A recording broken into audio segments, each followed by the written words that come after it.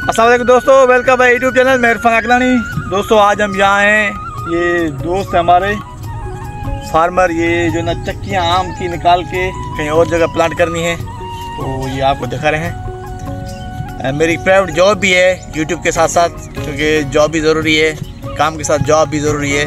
तो यूट्यूब जब मोनेटाइज करेगा तो करेगा, फ़िलहाल तो जो है ना जिम्मेदारियाँ हैं, तो उनके लिए भी ज़रूरी है कि आपके पास जॉब हो। तो खरा खुश हैं तबे सही है वाले नहीं चेक करियो इन चक्कियों को बहुत एहतियात से निकालना होता है और 24 से 30 घंटों के दरमियान में अगली जगह पर इनको प्लांट करना होता है। इनको निकाल के पैक करते हैं, ये यहाँ इनको पैक किया गया है और फिर ये यहाँ से शिफ्ट हो जाएंगी।